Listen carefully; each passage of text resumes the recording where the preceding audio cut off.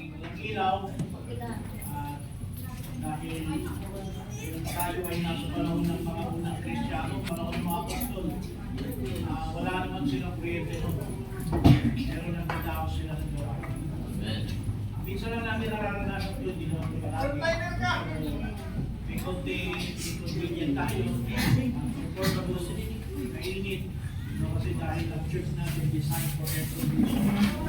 So, ito naman ay bahagi ng ating contributing. Say amen? Amen! Praise the Lord. All things work together for good to them that love God. So, tayo po ay pagsamantala po muna ng Bimbo ay manalangin sa Diyos. Hindi po namin ang aming mga mata. Manaming Diyos, dakila, banal na makapangyarihan sa lahat. Sa umaga nito, Lord, patuloy ka namin itinataas, Panginoon, pinupuri at sinasamba sa umaga nito, Lord. Dakilang Diyos, maraming salamat, Panginoon, sa iyo, Lord, sapagkat binigyan mo kami, Panginoon, ng isa pang panibagong araw nito, Lord, God, kung saan ay malaya po kami makapagsamba sa iyo. And we continue to pray, Lord God, na forgive us our faults and mistakes, Lord God. Ano man ang aming nagawa sa buong isang linggo, Panginoon. Mga kasalanang sinadya, Panginoon, o hindi sinadya, Panginoon Diyos. Hinihingi po namin sa inyo ng kapatawaran. So, umaga nito, dakilang Ama, bigyan mo kami ng pusong buhaw sa iyo. Bigyan mo kami ng espiritu naghahanap sa iyo, kalooban sa umaga nito. Dalit namin, Panginoon, ang bawat isa ay naman ito para, O Lord, makita kung ano ang iyong kalooban, kung ano ang iyong mga ipapahayag, ipapakilala, ipapaalam sa atin sa umaga ng Lord. Lord, may sitwasyon kami ganito ngayon, Lord, hindi po hadlang. Ito, Panginoon, sa aming pakikinig sa iyong mga salita.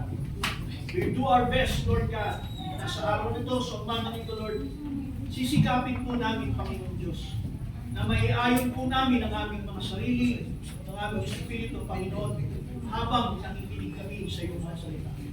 Pagpalain niyo po kami sa umaga nito ang bawat isa, hindi lamang sa lugar na ito, Panginoon, kundi maging sa lahat ng dako na kung saan may mga anak ka, Panginoon, nagkakatipon sa ganitong paraan na sila'y sumasamba, Panginoon. Pagpalain niyo sila, Panginoon. Pagpalain niyo, Lord, lahat ng mga anak mo sa anumang lugar, saan man silang dako, ngayong umaga na sumasamba ng pipuli sa iyo. We give you all the praise, Father God. We give you all praise and glory in Jesus Christ's name we pray. Amen. Kung may mga ulit, nakakawagin ko po ang aking frontliner ngayong umaga. So Lord, walang iba kung si Brother Robert.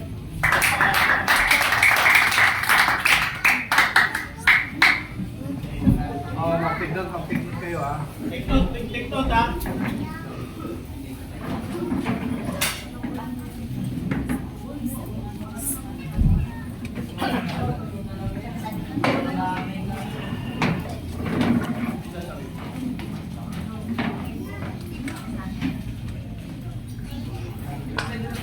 Janel, mag-pigdod Janel.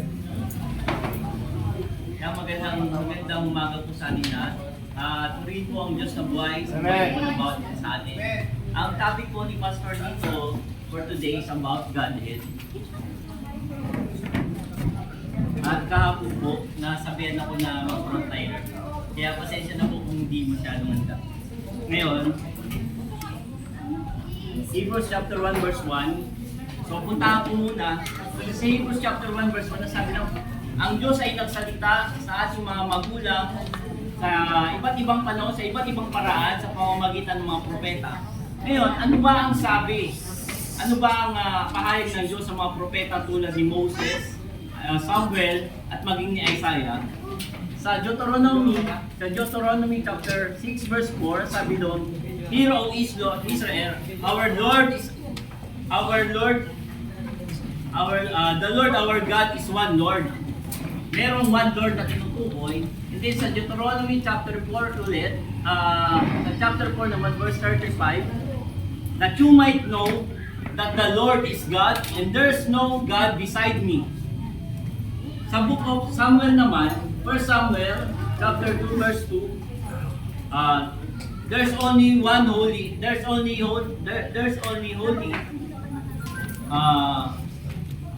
Wala. First Samuel patulong na lang po. First Samuel chapter 2 verse 2. Where's Samuel? There's only holy, this is the Lord, and there is none beside you. First Samuel 2. Yes, Ibasa. There is none holy as the Lord, for there is none beside you. yes, there is none holy like the Lord, and there is none beside Him. Another verse, sa Isaiah chapter 44, verse 8, ang sabi doon, may Diyos baga liban sa akin, sabi niya. So wala ng Diyos liban pa daw sa Kanya. And then sa verse 6, ng same chapter, verse 6 sabi niya, I am the first and I am the last, and there is no God with me, beside me. Okay. Another, sa verse 24, sabi niya, I am the Lord that maketh all things. Sabi niya, maketh the heavens alone and the earth by myself. So mag-isa lang siyang nag-create. Yan yung mga nakatala sa Old Testament na siyang pinangahawakan din ng mga Jewish people na siyang ipinarating din sa atin. And then ang last verse, I am Deuteronomy chapter 32 verse 39. Ang sabi doon, I am He. Sabi niya, and there's no God with me. Tama po, Pastor. I kill and I make it alive. I wound and I heal, sabi niya. Yun yung mga Bible verses na sa Old Testament na sinalita ng Diyos sa pamamagitan ng mga propeta na merong isang Diyos na creator of all things, na siyang Diyos ng Israel.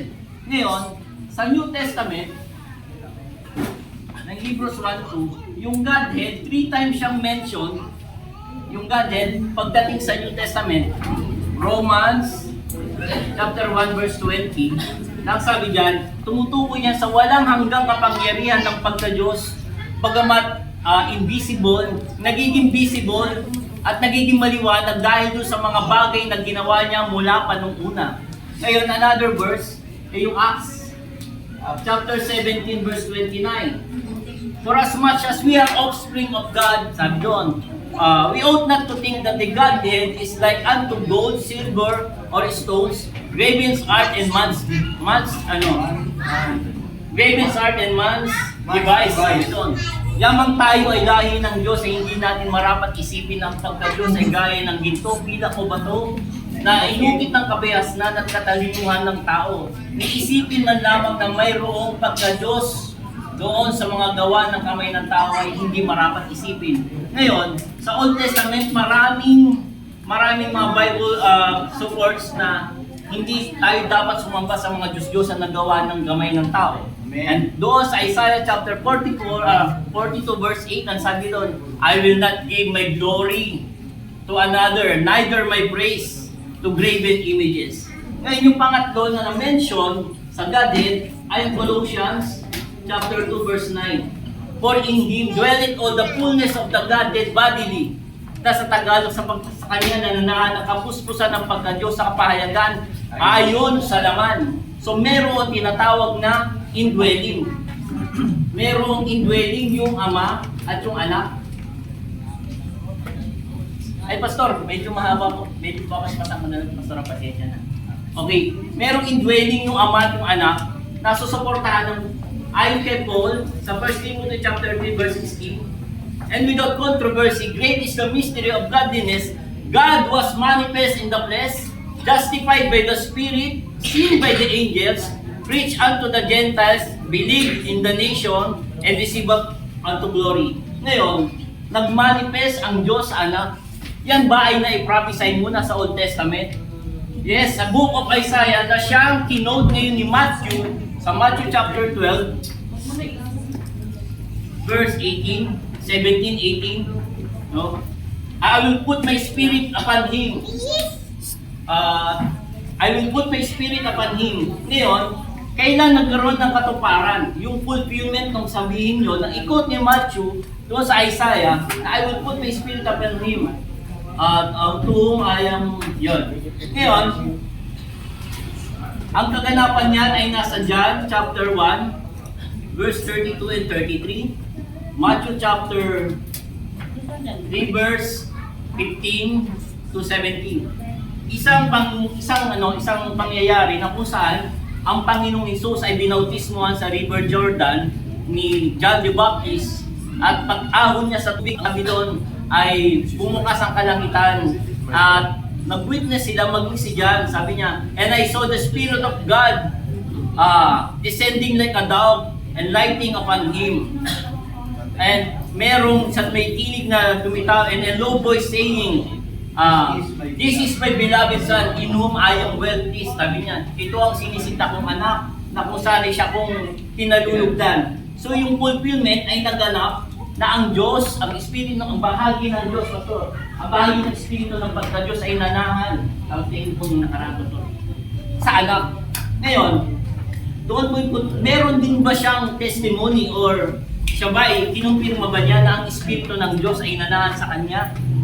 Luke chapter 4 verse 18. The Spirit of the Lord is upon me because He had anointed me to preach the gospel to the poor.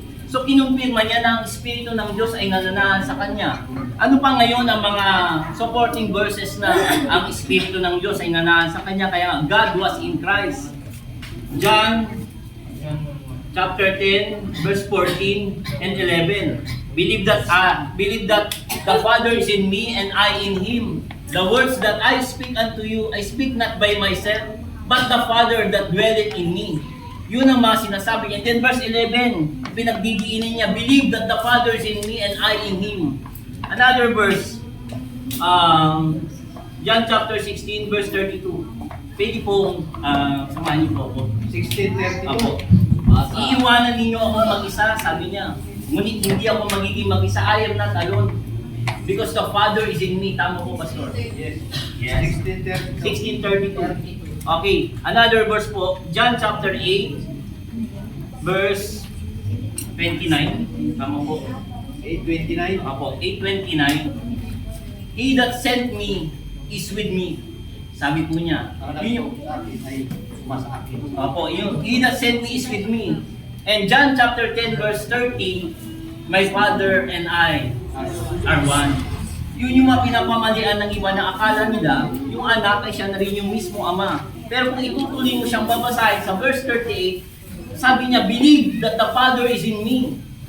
Sabi niya, ang ama ay nasa akin. Now, ano pa yung mga sinasabi ng Panginoong Hesus na tulad niyan? Sa John chapter 17, basta bibisa ko na lang. Verse 7. Now that they know that everything and all things you have given me comes from you. Yung mga ang lahat ng bagay na ay pawang mga galing sa Kanya. Ay pinagkait. Lahat ay binigay. Comes from you, sabi mula sa'yo. Patunay na hindi yung likas na naroon na sa Kanya kasi sinasabi nga niya, ibinigay mula sa Kanya. Yes. Ngayon, ano ba yun? Mga bagay na ipinagkaloob sa Kanya. Tulad ng buhay. Okay. 5:26 po ng John. Paspasan ko. John 5:26. Ay, sorry. Very good. Wait. John chapter 5, 26. verse 26. Check mo masa. As the Father had life in Himself, so He also granted or given to the Son the life of Himself. Kung paano ang Ama ay may buhay, gayon din pinagkalubuan ng kanyang anak. Meron din ba siyang confirmation regarding po doon? John chapter 6 verse 57. 6:27. As the living Father had life, I live by my Father. Sabi niya, Pastor, ako ay nabubuhay sa aking Ama. So yung maging yung buhay ay pinagkaloob sa kanya ng Diyos. Amen. Hindi sa ganang meron siya. No? Pagpapatunay na ang Kristo, ang anak, ay gawa lang din ng Ama. Amen. Hindi siya kasama mismo ng Diyos doon sa creation, nung panahon na nag-create siya. Ano pa yung sumunod? Bukod sa buhay. No? Hebrews chapter 4, chapter 1 verse 4, being so much better than the angels, by inheritance obtain more excellent name than they. Sabi niya, Pastor, ano po yun sa Tagalog? For 12.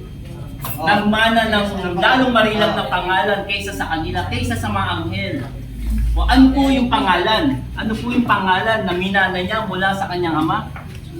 Philippians chapter 2 verse 9, God exalted him on high and given him the name. Tama po, Pastor? Philippians 2:9. Okay po. God exalted him. Sabi ko, kaya siya naman ay pinakadakila ng Diyos at siya binigyan ng pangalan lalo sa lahat ng pangalan. Giving him a name which is more Above God, every name. above every name. Verse 10, that in the name of Jesus, every knee should bow, all things in heaven, in earth, and under the earth. So meron pa bukod sa buhay, binigyan din siya ng Diyos ng pangalan. And ang sumunod, share ko lang po ito, no? Yung pong pinaghanguan ko po dito, galing po ito sa tracks po. Yan. At ang nakita ko po, nag-prepare po niyan, ang naghanda po niyan, mention ko pa rin po, si Pastor, kasi po nakagay po doon, Pastor Eddie Biago po. Tapos Pastor Brother Francis, Pastor Romy, and meron pa pong iba nabanggit, Pastor Alto. So doon ko po hinango yung sinishare ko po ngayon. Ngayon, bukod po doon sa buhay at pangalan na ipinagkaloob sa kanya, John chapter 7, verse 16, sabi niya, my teachings, my doctrines are not mine. It came from the one who sent me. Sabi niya, maging ang mga tinuturo ko hindi galing sa akin, sabi niya, kundi doon sa nagsugo sa akin. Pawang narinig ko sa aking ama, ika niya. So kung meron ng buhay, may binigay sa kanya, merong pangalan, merong katuruan. Now, ang sumunod naman ngayon ay ang nasa Acts, chapter 10, verse 38. Ang ulit ay ang Luke, chapter 4, verse 18. Yung anointing. Acts chapter 10, verse 38. As the Father anointed him, the Holy Ghost. Tama po, Pastor? And Yes. with power, went about doing good in healing. So yung anointing po ay nanggaling din sa Ama. Luke chapter 4 verse 18, ulitin ko po. The Spirit of the Lord is upon me because He had anointed me to preach the gospel to the poor. So siya ay anointed one, kaya po yung meaning ng Christ is anointed one. So kung kung siya ay inanoint, meaning merong may anointer. Sino yung anointer? Kapantay ba niya? Oo, kasi John chapter 14 verse 28, my Father is greater than I. Hindi sila magkapantay. Ngayon, ano pang sumunod bukod sa anointing? Matthew chapter 28 verse 18. The power and authority has been given to me. Maging ang power and authority, hindi nagkaloob sa kanya, ika niya. Next po, Pastor, yung life, eternal life. Or everlasting life. Ang John chapter 3 verse 35 to 36, ipinagkaloob din sa kanya. And po, tulungan ko po muna kasi mukhang masasakot ko na po yung oras po ni Pastor. Ano po. Pero medyo panghuli ko ng konti lang. Yan na lang frontliner mo. Opo, pasensya na po, ano po. Bali, ang tinutumbok po kasi merong isang Diyos. Kasi magkakaroon ng contradiction sa Old Testament, sabi doon, Hear, O Israel, there's the Lord our God is one Lord. Sabi doon, no? And yung bang testimony doon yung bang sinalita ng Diyos sa Old Testament na siya isinulat ng mga propeta na siyang inispread din ng propeta sa mga Israelites, ay meron din bang statement yung anak? John 17:3, and this is life eternal, that they might know thee, the only true God. Sabi niya, sino ba yung tinutukoy niya? Yung Ama. Oh, maging si Paul, sabi niya, 1 Corinthians chapter 8 verse 6. Saka ng amin may isang Diyos. May isang Diyos lamang. 1 Timothy chapter 2 verse 5, there's only one God and one mediator between God and man. Ephesians chapter 4 verse 6. Ephesians 4:6 go. Okay po. Bali, ayan, i-end ko po siguro muna. Or okay na po, Pastor, tuloy ko pa. Okay na po, Pastor. Kasi meron ako nakashare ng isang araw na oneness Trinitarian. Ay, oneness na pastor ko eh. Sabi ko, Pastor, pwede mo ba akong natagan ng break time ko nun eh. Sabi ko, Pastor, titake note ako. Bigay mo nga sa akin detalye ng pinangahawakan mo, yung biblical stand mo about oneness. Matagal na siyang pastor, pero ewan ko po, hindi naman niya bibigay. So pinanghawakan lang yung test, yung John 10:13. Tama. Tapos binabanggit siya na sa Philippians chapter 2. That is my being, which was also in Christ Jesus, so being in the form of God, thought it not robbery to be equal with God, that made himself of no reputation, and took upon him the form of a servant, and was made in the likeness of man, being found in a fashion of a son. Yun yung pinangahawakan nila. Kung itatapat mo ang Hebrews chapter 1, verse 2 and verse 3. Malayo. Opo. Kaya, Pastor, bigay ko na po sa ito. John 1:14, nakatawang tao. Dahil